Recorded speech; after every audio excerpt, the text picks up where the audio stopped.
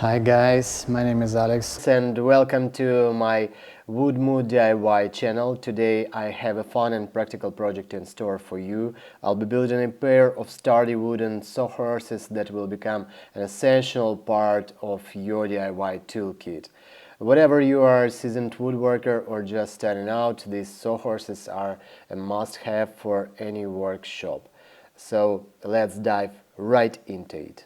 I'm building my workshop in Brazil from scratch, and it's a must-have item. These sawhorses will act as a stand for my work table, and in the future I will need them for other jobs such as painting or assembling large pieces. Looking ahead, I will say that they have provided to be indispensable in my workshop, and I'm even thinking of making a couple more.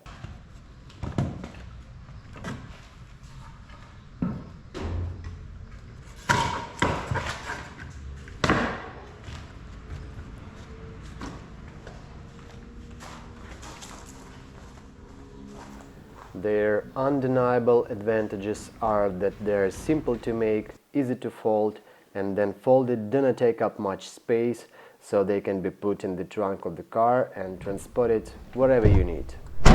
To build them, I had a minimal set of tools: tape measure, hammer, miter saw, handsaw, screwdriver, and a few self-taping screws.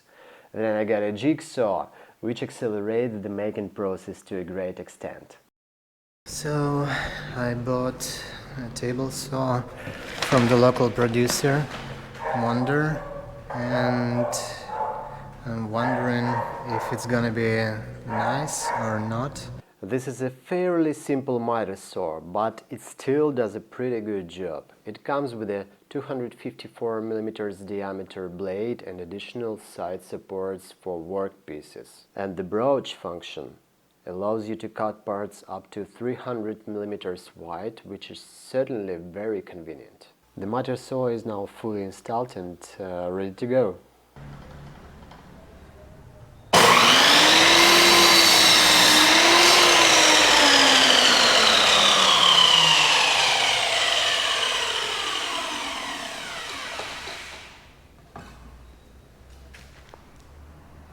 The most popular and accessible wood in Brazil in the state of Santa Catarina is eucalyptus, but it's sold wet and after drying starts to change its geometry. So I choose pine. Despite the fact that a batch of boards came to me with a moisture content about 30%, this wood was calibrated and had already passed the drying process in the autoclave. Just because of storage in the open air and rain few days before, it absorbed moisture. But as practice has shown, the 4 cm by 9 cm boards retained their geometry after drying. Our first step is to cut our 4.5 cm by 9 cm or 2 by 4 inches lumber, whatever you have, into the necessary pieces for our sawhorses. We need to cut 8 pieces with a height of 95 cm or 37.5 inches long. The edges of the blanks should be sawed off at an angle of 25 degrees. This is done for greater stability. The next step is to cut a slot to hold the center board. For this I will use a small piece of scrap wood of 4.5 by 9 cm or 2 by 4 inches to mark everything correctly. I want the center board to be clamped exactly to the middle, so I marked the center of the board and mark out the groove. Then I cut the same groove on all the pieces. In the beginning I didn't have a jigsaw, so I had to cut the grooves with a handsaw, and it wasn't fast and handy at all. With the new jigsaw, things went much faster and the grooves were more smooth and clean. So today I have a new presents. This one and this one. Yeah. It will generally help me to build my things. Cutting grooves with the jigsaw is a pleasure. Of course, the jigsaw is not a perfectly accurate tool, but it is definitely much faster and more convenient than a handsaw.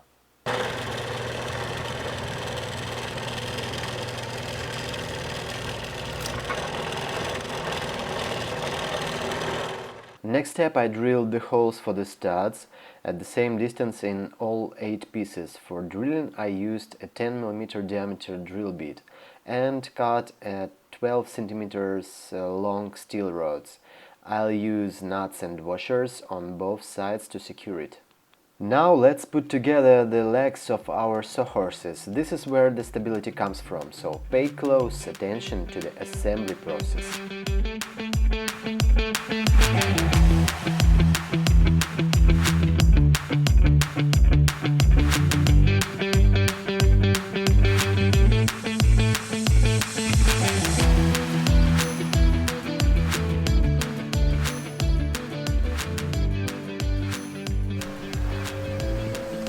I will cut 2 by 9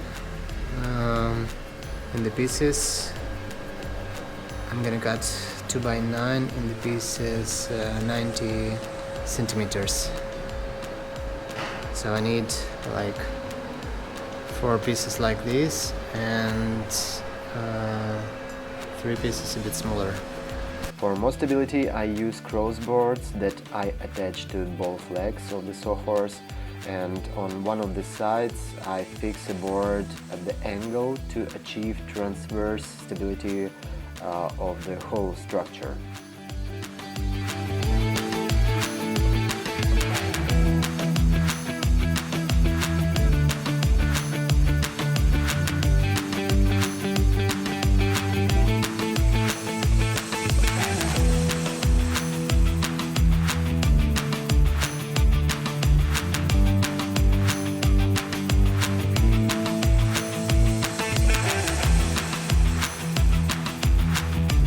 And there you have it, folks!